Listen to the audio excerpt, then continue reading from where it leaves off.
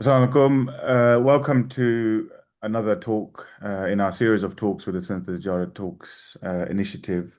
Jazakallah for joining, and this is sort of a weekly session we have at 7 p.m.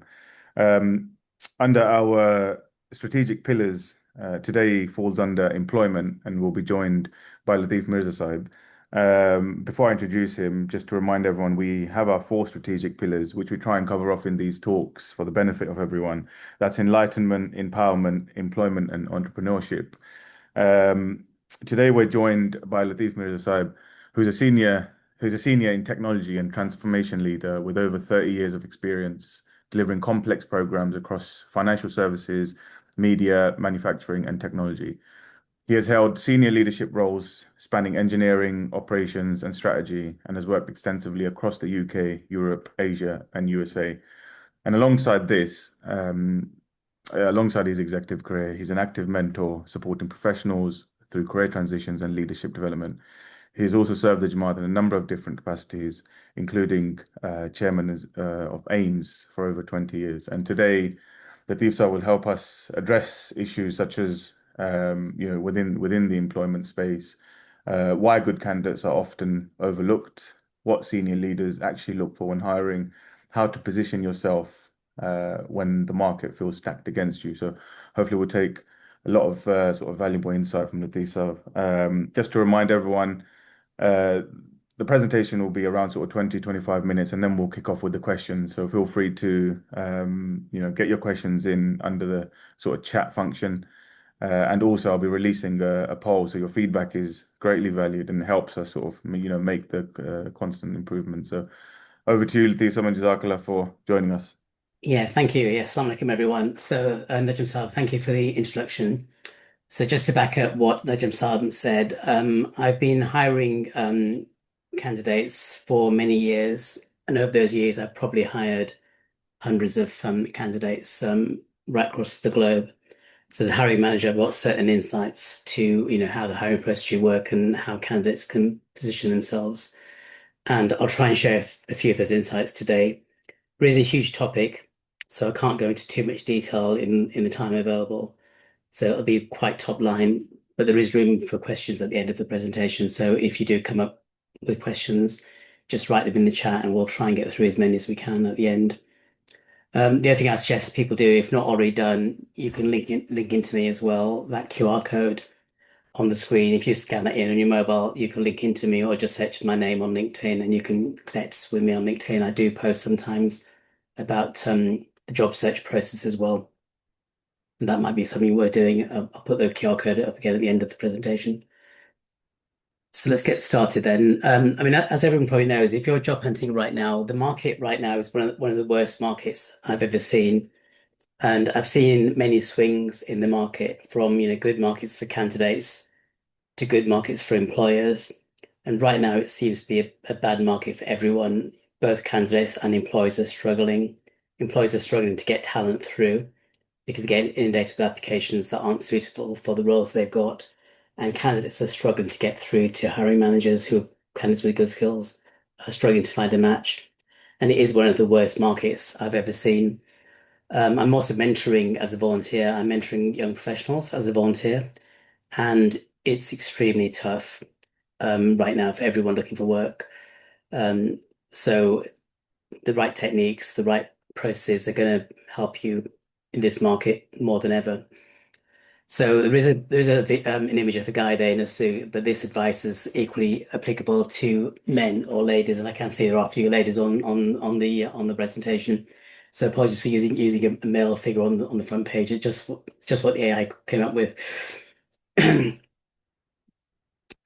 So in terms of a job search, if you're out of work and you're looking for a job, you have to treat your job search like a job. And if you're in a job already and you're looking for a better role from the one you are, you have to treat your job search really like a side hustle or a side business. It needs to be taken really seriously. And a lot of the skills required to be effective in the job search are really the same skills you need to succeed in a role. So you need to set like proper working hours, define daily hours and consistency. So it's not a random process. Define daily and weekly goals for your search terms of how many applications you're going to look at, how many you're going to apply for, how much time you're going to be spending on outreach, how much time in interview practice, and really structure your job search and use a tracking method. It could just be a spreadsheet, or it could be an application that helps you track the work you're doing for the job search. So have some structure around it. It will definitely stand you in a better stead if you approach this in a structured manner as opposed to like a random manner. Categorize your tasks using basic project management techniques and protect your time for focus. Try and avoid distractions. Look at the internet, doom scrolling, spending time on social media. These kind of activities will distract from the core, which is the job search. And measure what's working and what isn't working. So if you apply for certain roles and you're getting no response from one sector, you can't just keep doing the same thing again and again. By having metrics, seeing who responds, what response you get, how many interviews you're getting from each application, that will let you fine tune the process and adjust so you don't keep on repeating the same mistakes or doing the same things again and again. And if you can get support from a coach to go through your process, then do so. And I did mention that I do mentor and coach individuals as a volunteer. I can't say that I've got lots of spare time to do this because I'm in full-time work as well. But recently, I've been fully prioritizing MDs. So any MDs that need coaching or mentoring, please reach out to me, and I'll try my best to support you as well.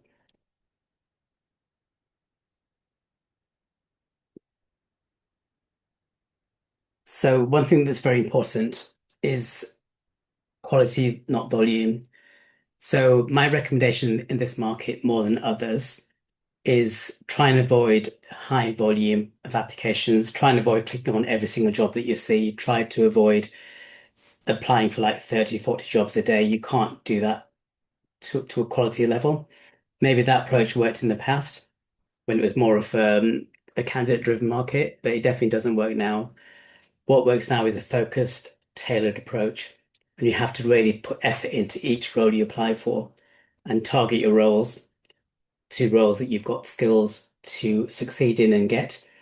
Customize your applications, and then try and outreach as well. So try and find connections or contacts within the organization and invest in networking around the organization and interview preparation. Fewer applications will give you a better success rate in this market. And that's not true of all markets, but definitely this one, volume is not working.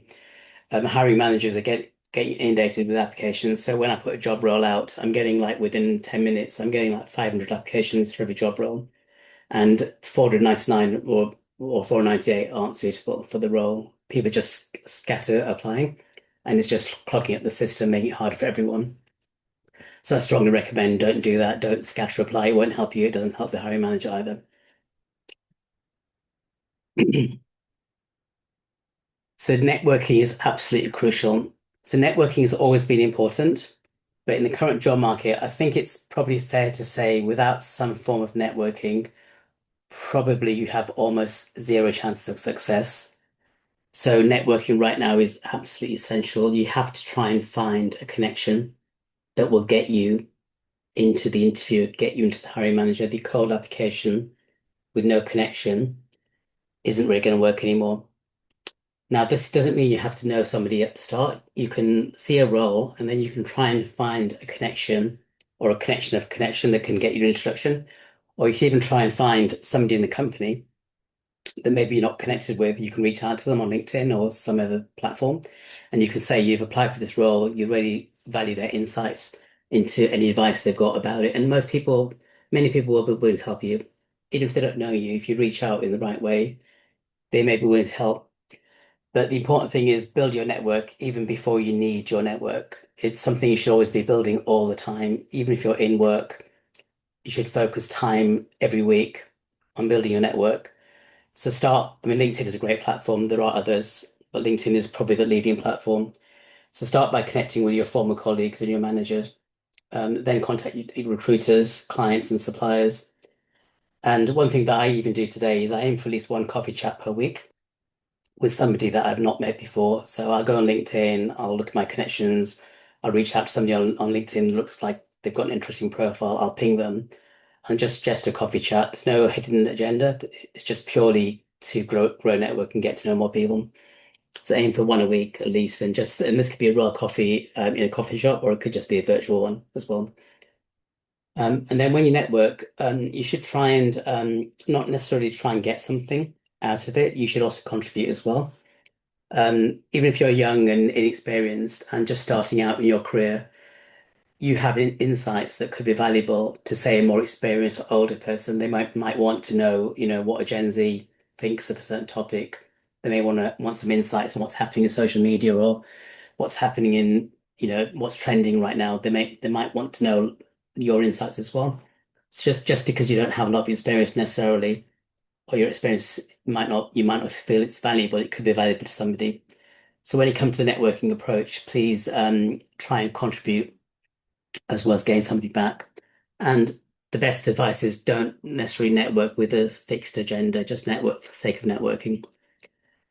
Be curious, be respectful, be generous with your time as well. Listen first, value people's time and follow up. So in my mentoring, I have been mentoring quite a few people over the years, and I used to mentor through an organization called Graduate Mentor, which is like a voluntary organization that connects mentors with candidates looking for work. And sometimes the candidates wouldn't value my time because it's a free service. I'm a volunteer. They're not paying for the service. So I booked time with a candidate, and the time would arrive, and the person would not even turn up to the call. No notification. And I could have just struck them off and taken that view that they haven't bothered, so I'm not going to help them. But actually, I didn't do that. I gave them a second chance, and one guy I even gave a third chance, even. But probably I wouldn't give a fourth chance. So, and I'm quite easygoing. So just be respectful of people's time and show up as well. And as I mentioned, you can keep the network online or in person. Both are important, and keep them active.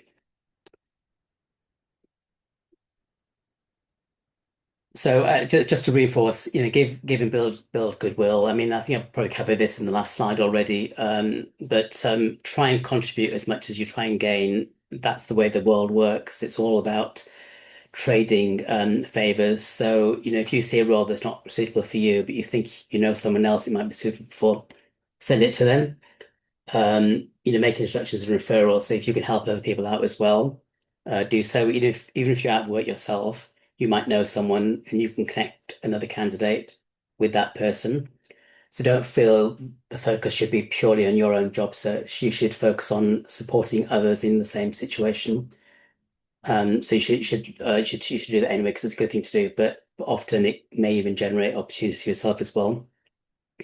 You can use LinkedIn again to share resources and endorsements. You can recommend other people. You can write them references. You can write them recommendations on LinkedIn as well. And keep records as well of who you've helped because it could be a year or 2 years later, somebody you helped may come around and help you, and having records of those interactions could be useful if you do need help in the future. So it should just be an even thing where you try and help people as well as get support as well.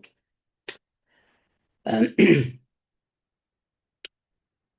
so I mean, I mentioned LinkedIn a few times, and there are other platforms, but LinkedIn is still probably the market leading platform for professional networking, and it's something that I recommend everyone spends time on. So make sure your LinkedIn profile is professional and consistent. So have a headline, have a clear role and value, have a good profile picture if you want to put a picture. I know for pleasure members it might not always be possible to put a picture up there, but if you can put a picture up there, put a professional picture up there. Don't just have a snap where you're cropped out of a group photo with with other people, because I've seen some really bad pictures. So take a professional headshot, get a decent image on there, get your headline clear, have your about section engaging, write it in a very human language, first person, short narrative, and make it engaging and interesting to read. So it's your kind of sales board about what you can contribute. Your experience, make it concise, and use high impact statements about what you've achieved in each role. And then engage on LinkedIn as well. It is a social media platform, but it's one for professional networking. And so you should be engaging with other posts. following companies you're interested in, commenting on other posts, sharing, congratulate your peers regularly, and just be generous with comments. And if you want to post your own content, also post. I started posting just 6 months ago. You don't have to post content yourself. You can just share and comment on other posts or add your take on something. If you want to post yourself, you can also post yourself as well. There's many people of all ages and all experiences posting on LinkedIn. And make sure your LinkedIn is consistent to your CV because most hiring managers will look at your LinkedIn profile as well as looking at the CV. And if they don't match, it's a red flag sometimes. So make sure they two match up. So for CVs, again, I know that we've had talks in detail before on CVs, so I'm not going to cover this in too much detail. But there's various lots of advice about CVs, and advice does conflict sometimes. Some people say one-page CV. Personally, I don't agree with a one-page CV unless maybe you're a brand new graduate and you fit it on one page. But even for a brand new graduate, I think 2 pages is about the right length. And if you have more experience, you might want to go to a third page, but generally you can fit it to 2 pages, especially if it's tailored to the role, which is really important you do that. So you should tailor the CV to the role each time you apply. You should have a different CV. It doesn't mean the whole thing has to be different. Often you can just change the top section, which is your summary section, maybe the skills section to highlight the skills that are applicable to that role, and maybe just the first couple of experience sections. You can highlight the experience relevant to the role, and use this situation action result star format in the CV. So what the situation was, what you did, what the action was, and what the result was. And this is a format to use for your bullet points. And keep it brief, 3 to 5 bullet points per role, show the impact. But always be accurate and honest and take ownership for the CV. Don't exaggerate. Don't make up experience that you haven't got. So make sure it's accurate. Just make sure it emphasizes your skills for that role. Um, in terms of CVs, there are tools out there. There's many main tools out there. Some are good, some aren't so good. One that I've used before with my mentees is a tool called enhance.cv. You can get that. You can load your CV and get a recommendation on your CV. You do pay for it? It's not that expensive. I recommend taking a look at the free version, and if you think it's a good for you and your job searching hunting, just pay for the subscription. It will actually tailor CVs for you for the job search. You can put your base CV in there. You can upload the job you're applying for, and it will create a tailored version of the CV for your job search. Now, one thing I recommend is don't use the output that it gives you as is. You must modify the output once it's produced it to make sure it's accurate for you, because it may invent things you don't have. So make sure you check the output. But these tools will allow the CV to be optimized for clarity and also for application tracker systems. It will optimize them, make them fit better. But as I mentioned before, never invent experience or results. It will catch you out. Keep the wording tailored but truthful. And I would also suggest keeping the format simple and readable. I've seen some really complex CVs with lots of graphics. Personally, I don't like the two-column format because it's quite hard to read on a mobile phone. So I wouldn't go for 2 columns. I go for simple, standard, tailored CV without fancy fonts, colors, and graphics. Just go for basic text with a simple font. That usually works better. It's better for the hiring manager to scan through quickly.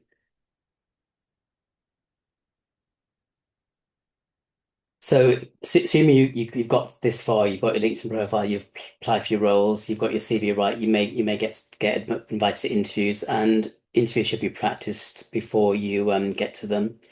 If you haven't been interviewing for a long time and you go to an interview without practice beforehand, you won't perform as well. So interview practice is challenging. You can use AI tools for mock interviews. You can go to ChatGPT or another tool like that, and you can use voice mode. You can upload the job description and upload your CV, and you can ask it to ask you 10 behavioral questions, and you can ask it to record the answers you give it, and you can ask it to rank your answer in terms of how it compare with best practice. The first couple of times it's a bit odd to talk to an AI, but the AIs now are so powerful, they do sound very human. So I'd give it a try. If you can't find, I mean, if you can find a friend or a mentor to do it for you, even better.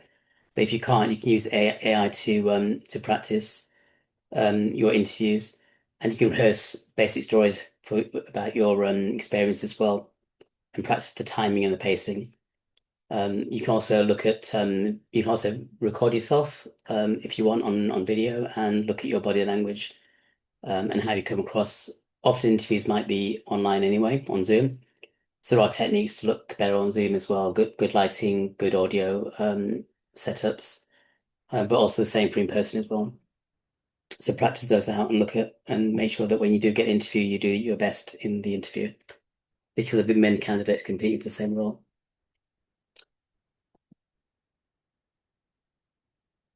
Very important is researching the employer and the hiring context. So if you turn up for an interview and you don't know anything about the role or the company you've just applied for, you're not likely to get very far. So take some time to study the company. You should have done this before you even apply for the role, but definitely when you have an interview. Look at the company website, look at news articles about the company, try and find out about the team structure, culture, try and connect with people at LinkedIn that might work there and ask their advice as well. Look at the hiring manager's background on LinkedIn, see if there's any synergies there in terms of hobbies he or she might have. Maybe he's been to a same college or something like that, or maybe it's been a town that you visited. You could just find some kind of common ground that may help you in the interview. And even look at competitors in market context to show that you understand the domain they're working in and try and make sure you understand fully the role success metrics and challenges. And definitely have questions to ask. Usually at the end of the interview, they will ask, do you have any questions? And if I'm doing an interview and the candidate at the end says no questions, it really counts negatively when they have no questions. So it's really important to have questions to ask. Sometimes the questions will make the difference between getting the job and not getting it. So having 3 to 5 good questions is really important. And again, you can use AI to help you. You can use AI to give you some thoughtful questions to ask an interview that are relevant to the role, relevant to the company. But asking things like about the company's strategy, where the company's going, what the main challenges are, who the big competitors in the market, um, things like that are going to stand you in good stead. And because it's at the end of the interview, that's the part they'll remember the most. You can also ask the hiring manager questions. People love to talk about themselves. So if you ask the hiring manager questions about themselves as well, like, how long have they been in the company? What do they like most about the role? What challenges have they faced? What are they most proud of? These kind of questions make them feel good. And if they feel good out of the interview, they're more likely to have a positive impression of yourself as well. So questions at the end are absolutely crucial.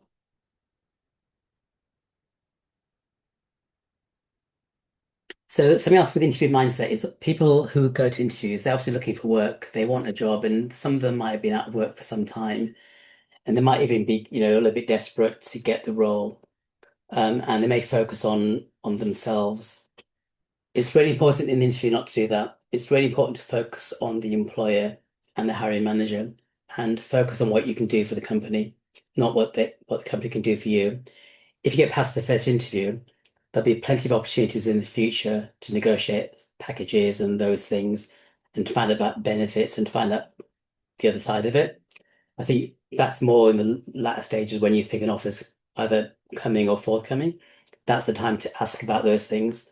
I wouldn't focus on it too much in the first interview or in the second one. I'd focus more on what you can offer to the company and try and see, give them the impression you can solve their problems. And your research into the company will definitely help you do that.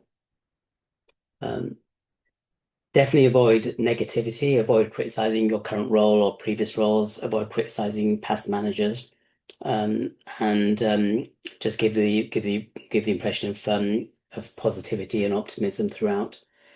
Also be punctual, dress properly for the role, for the interview, whether it's online or in person, and just start on time and just be respectful throughout the process.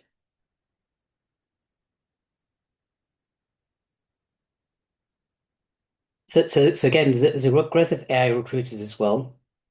Some of the first interviews might even be done by an AI these days, which personally I would find quite horrifying if I had to go through an interview done by an AI, but I think many candidates going to be facing that soon. But there are some initiatives in AI as well that would help candidates. So there's a a website or a service called Jack and Jill. If you haven't used it, I recommend every single person on this call go in and sign up for Jack and Jill and talk to Jack. Jack's the person that talks to candidates, and he will go through and he will interview you um, based on what you want what kind of job you want, what your main skills are, what your wishes are. And that interview is going to be absolutely amazing. I tried this out myself, and it was the best interview I had with a recruiter in my entire life because the guy was absolutely spot on. He knew all about my CV. He knew so much stuff in the background already, and he spoke very human-like. It was like talking to a person, but really, really thorough. So I definitely recommend signing up for this. It's a free service, doesn't cost anything. The other side of it is Jill. She talks to hiring managers and she finds roles. And what Jack and Jill do together, they will match the roles to the candidates. Now, Jack and Jill is a British company, started in the UK, so it's very tailored to UK focused roles. There are many other services now. This was one of the early ones. There are many others now, so I'm not suggesting this one necessarily is the best, but I definitely think you should check out these services. They make the job search a bit more automated because it will tailor roles to you that you can then apply for, rather than you have to search through job boards. And there's lots of AI tools now to find roles now. So definitely look at those.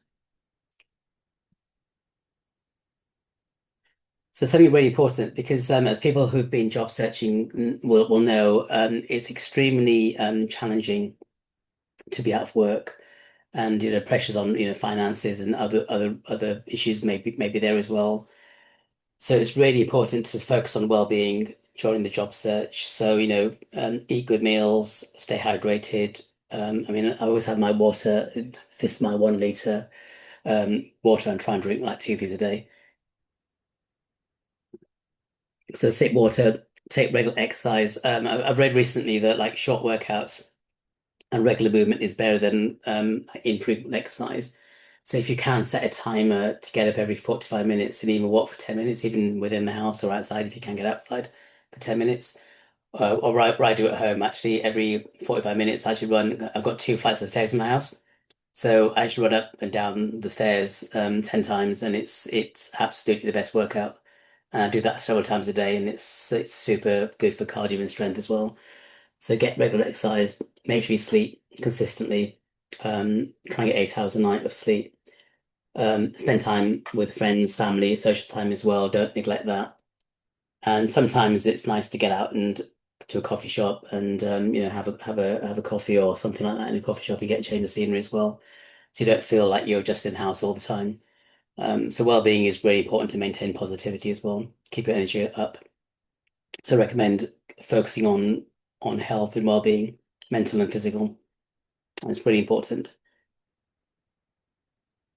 And community and mutual support. So, as a Sanato Tijarat team, I know that Tommy Saab has got some ideas to maybe focus a bit more on job seekers and potentially create like mentors and mentee relationships within the Jamaat, and also maybe job clubs as well.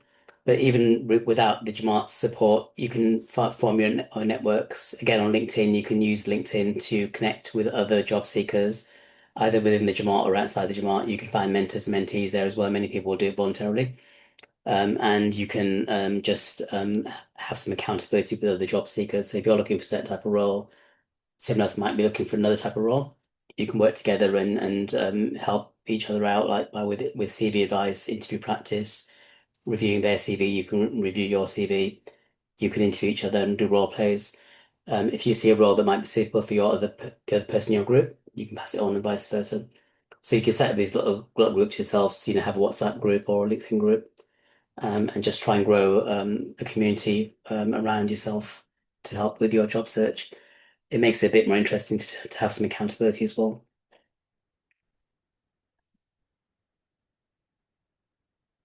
Something that I always recommend to everyone, so people who are job seekers, young people who may be starting trying to get their first role, or even people in between roles, is volunteering is to me a superpower, and we have enormous opportunities within the Jamaat to volunteer, unlimited opportunities to volunteer. The Jamaat's always looking for people to get involved in many projects, and you can find a project that is meaningful to you within the Jamaat, whether that's helping other people out. It could be a fitness or a sports thing. It could be anything, any kind of area. The Jamaat provides huge opportunities at local, regional, and global level, and national and global level to support.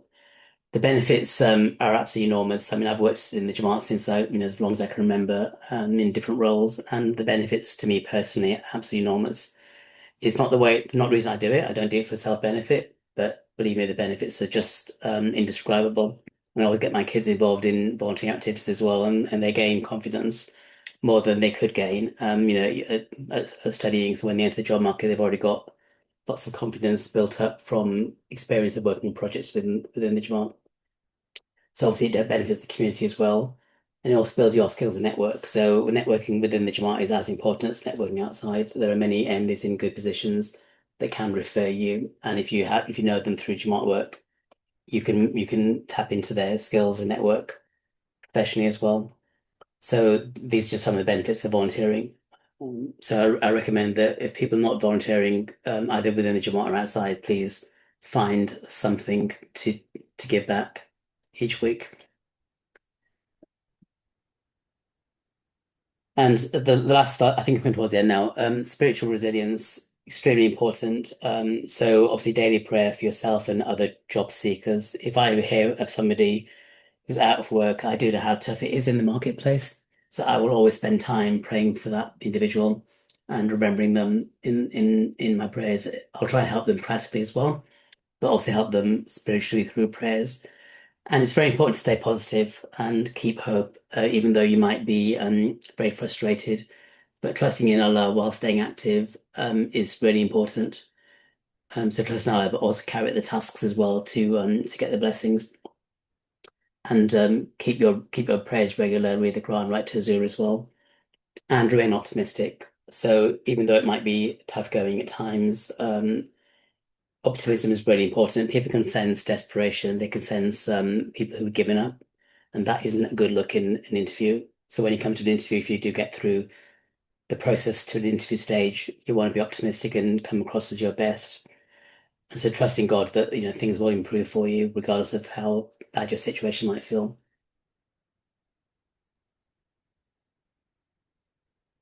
So in terms of bringing it all together, as I mentioned, have your routine, your base, that's the base.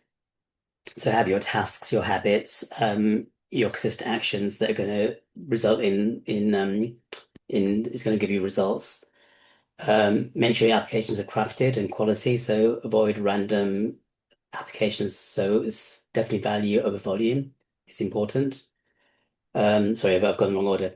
Networking, networking is number two, which is super important. I mean, I can't emphasize networking enough. I've talked to many people that got roles recently, and I would say 100% they had a networking element in it. So right now, almost no one's getting roles. That's the networking. So if you're job hunting and not networking, your chance of success is massively reduced. So you must be networking is absolutely crucial, fundamental now more than ever. So after networking, application quality, well-being and faith, really important to take care of yourself, take care of your physical health, your mental health, your spiritual health, and stay positive. And then the aspect of community, volunteering and giving, it does pay back many times over to do that. So I had a bit of time, 25 minutes. So that was that the spec, or was it 20, 25 minutes? A bit long time. Yes, no, that's fine. That's fine. Jazakallah for that, Lateef. That's really insightful, and I'd encourage people to now put their questions into the chat. Um, I'll kick off with a couple of questions, but before I do so, just letting everyone know that I'm launching the survey, so if everyone can please fill that in. These are that's yeah, really interesting sort of take on interviews, especially for me, looking back in those years, in the early years, kicking off with those interviews, they can be quite a daunting experience. Yeah. Um, what kind of stands out for you when you come across a candidate who's sort of shining in an interview? What are the key things that you can spot straight away and that make them stand out from the crowd? So I mean, simple things like being punctual, arriving on time. If you're late, oh, then that obviously gives it bad impression. So simple things like just being punctual, respectful, But the main thing is enthusiasm for the role. So if they've studied the company, know about the company, that comes across really well. But as I mentioned, the questions at the end, absolutely crucial. And then usually when I interview, I make it interactive, so it's like a more of a conversation. So if you engage in a conversation, that makes a difference. But very much tailor it for the benefit of the employer, and try not to be selfish or come across selfish in the interview. That's what makes a difference. When I interview, I usually interview for attitude and enthusiasm more than skills. So I'll give people a chance if they don't have all the skills. The CV might not be 100% accurate for the role, but I will give them a chance if they come across with a good attitude. Attitude sometimes can't be trained. Skills can. Yeah, I completely agree with that. Most recently, we had three candidates, and the candidate we hired actually on stage two performed in terms of actual, scores, the lowest. But we hired on other areas such as attitude and just Mm. willingness, sort of, and the way they were approaching. I think that makes a big difference. I think we've got a question, but just following on from something you said, researching the company, I want to make sure, I ask this question: what are the strategies for researching companies? So I mean, like you can look at the website. That's the first thing you should do. Look at the website, try and read up about the company, the background, the mission statement. I mean, now with AI, I've not been looking for work for a long time, and so when I was looking for work last, AI wasn't as prevalent as it is now. But AI makes this a game changer. You can go to AI and ask it questions about the company, and it'll give you accurate answers. And you can ask about the competitors as well and the main challenges in the marketplace.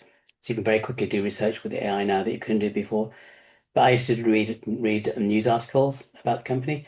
I remember one interview I went to. This is before my current role. It was Jaguar Land Rover, and they said that there's a top secret project they're working on. No one really knows about it, and but I read about it though because I'd seen an article about this project and I knew all about it. And so I said, "Oh, you mean this one?" Well, how do you know that? And that I knew that instant I got the job. I knew immediately because I'd had that one nugget of information because I just happened to see an article about it that written a few years ago that they were the Jaguar Land Rover thinking about doing this, and I knew the reference, and the guy, you see the guy's face drop when I said, you talking about this one? Yeah. How do you know about that? So I do my research. So it just made a difference. And I literally knew that I got the job in that instant. And that was like 10 minutes into the interview. So, They're trying to find like maybe a key direction for the company or yeah, yeah, things like that. And even like look at the hiring manager and knowledge about them and something they might have done before or hobbies they might have worked on. It just makes you look interested in being there, yeah. which makes a difference. No, thank you. Um, so the first question that we've got is, could you please advise on what the IT job market is looking like for the future and what skills we should try and attain sort of in AI? Yes, it's a very big question. I mean, AI is a huge feature now. As I mentioned, I haven't actually been looking for a role since the big launch of ChatGPT and the whole world kind of changed. So I haven't been on the candidate side. But certainly AI skills are absolutely crucial for every single person, not just in IT. So everybody, regardless of what profession they're in, educate yourself on AI tools, make use of the tools, use them on a daily basis. You must know this because it's not going away. So you must know those tools. And then in terms of how the job market is going to change, it's a very good question. It's difficult to answer. Even the leaders in AI don't necessarily know the answers to that question. And there's various debates about what the impact's going to be on the job market. But many roles will change due to AI coming in and become more prevalent.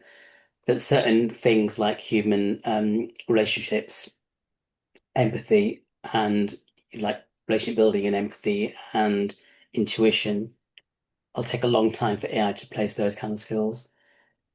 So the people skills, the soft skills, the human skills, they become even more important now than ever before.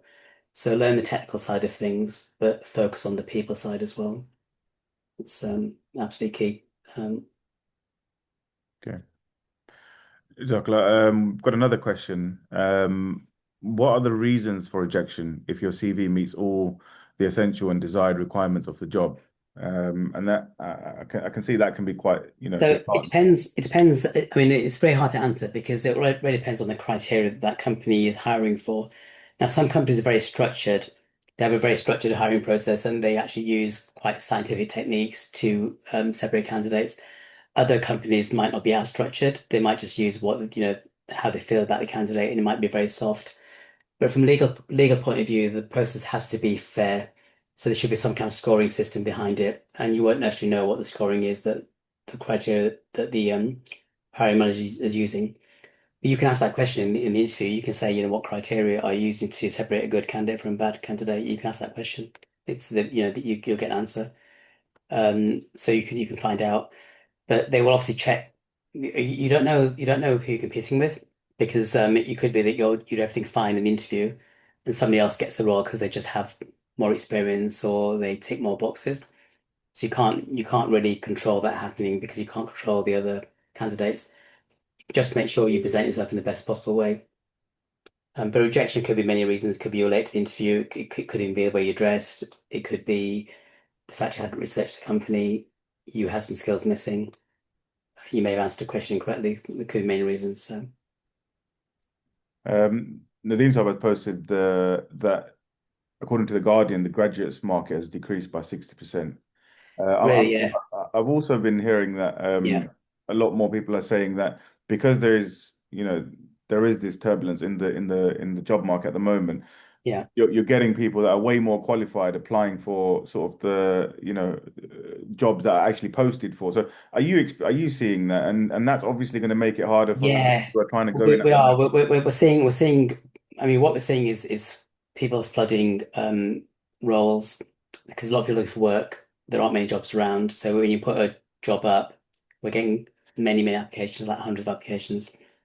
So we're getting that, and we're seeing that, and often they're underqualified, but often they're overqualified. It's very hard to find matches. So the market, the whole kind of system is quite saturated. It's hard to find the right skill sets. So in terms of the 6% drop in the graduate market, that is quite frightening. I didn't know that stat. I do know it's one of the toughest markets that's I've ever seen for candidates. So it's extremely tough.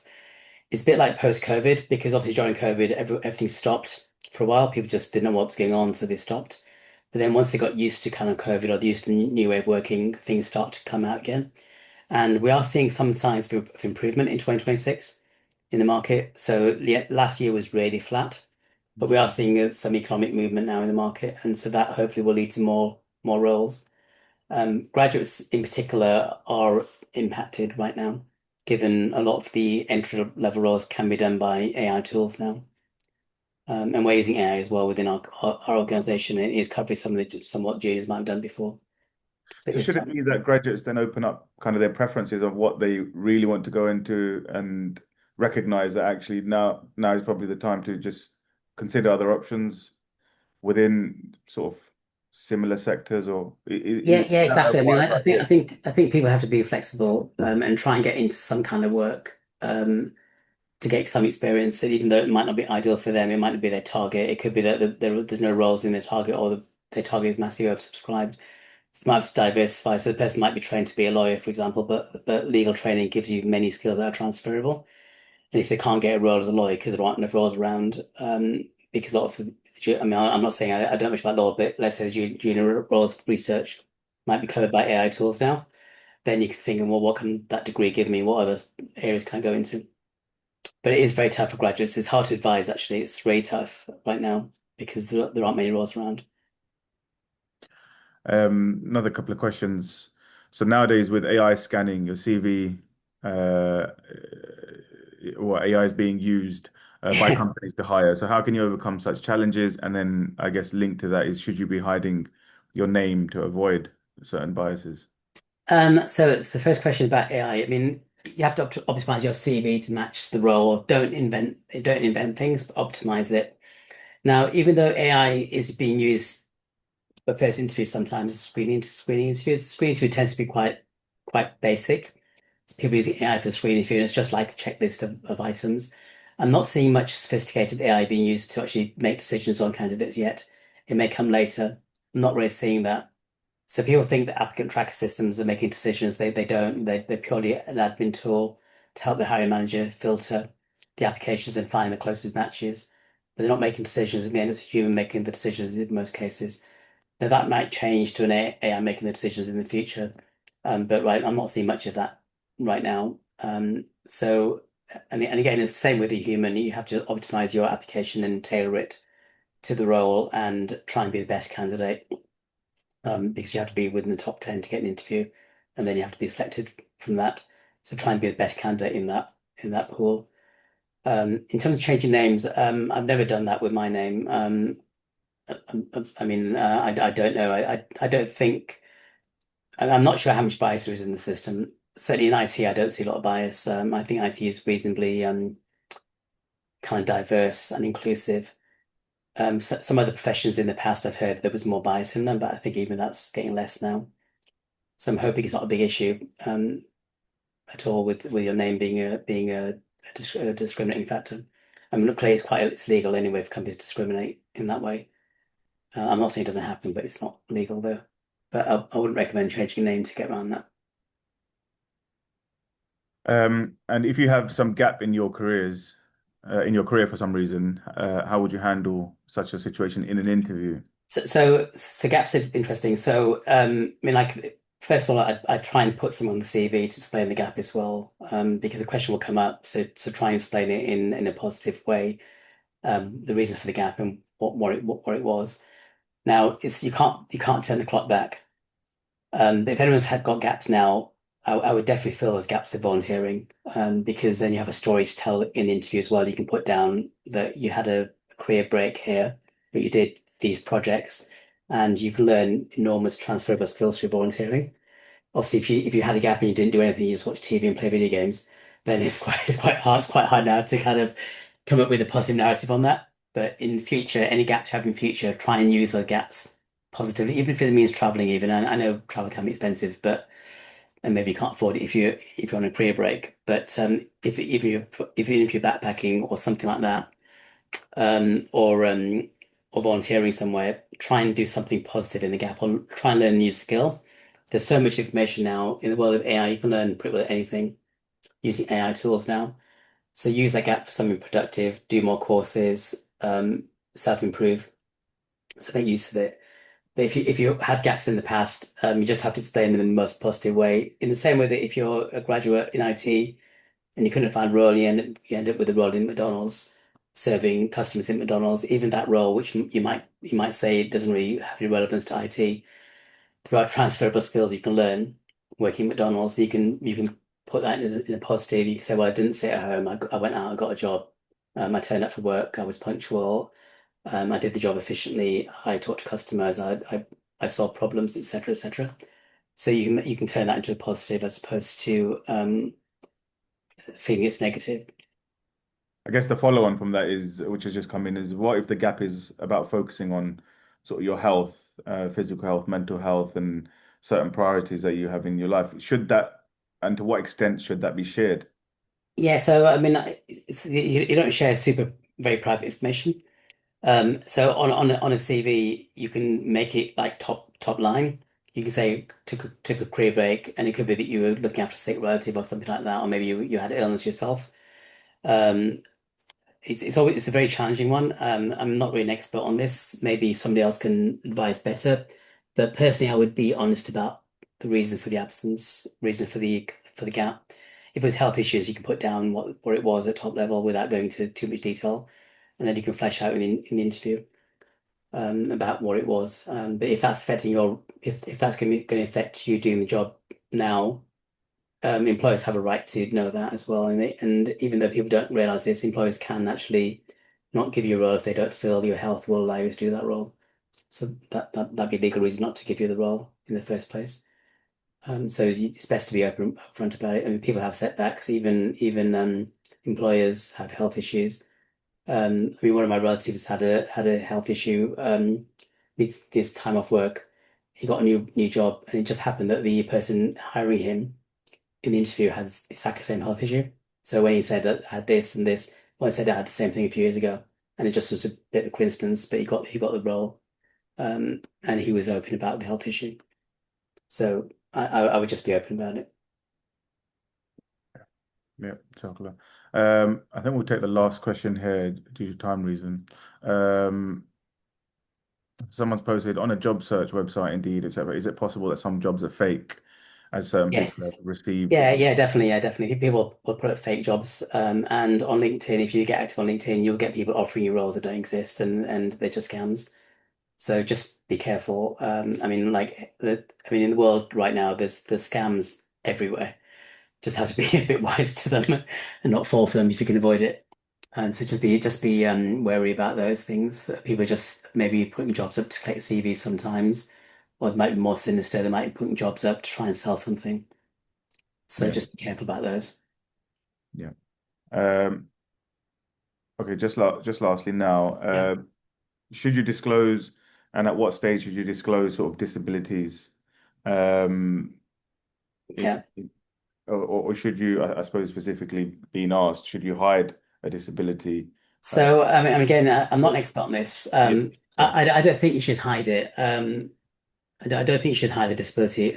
It's illegal to discriminate against someone for disability. I'm not saying it doesn't happen, but it's not legal. It's a protected characteristic. If you're disabled, you are protected. So an employer can't discriminate. And in fact, they have to make allowances in the interview for the disability. And if you get the role, they have to make allowances for the role.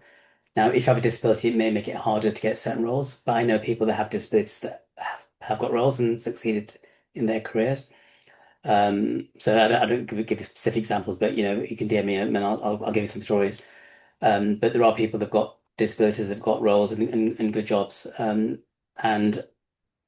one of my mentees had some disabilities, and they would make it hard for him to perform well in an interview. So I explained to him that actually you can get extra allowances for this. And you just tell them you've got a disability, you want allowances. He told them about it. He got the role in the end, and they had to make allowances when he started.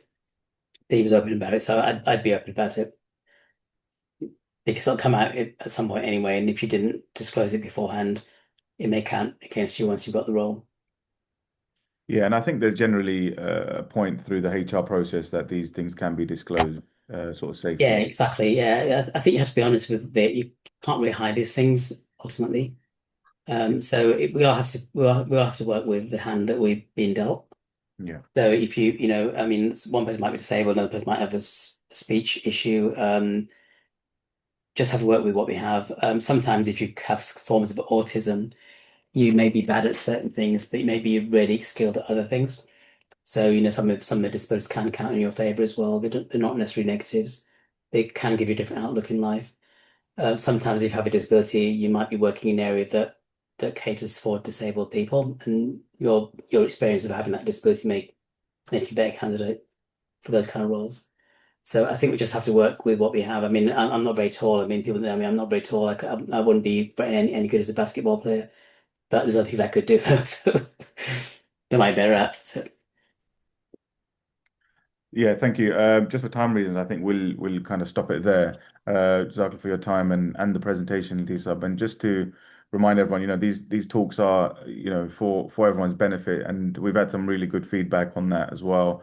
People have sort of walked away and been more confident in applying and actually got through sort of the job market as well. So yeah, please do keep tuned in. Um, and before I close, next week, on entrepreneurship, we'll be holding sort of an open business clinic, which will be quite interesting. And I think details will be following sort of shortly. But Jazakallah to all that attended, and once again, Lateef, Jazakallah for your time as well. that's great. Thanks for listening. Jazakallah. Okay. Salam. Thanks. Everyone.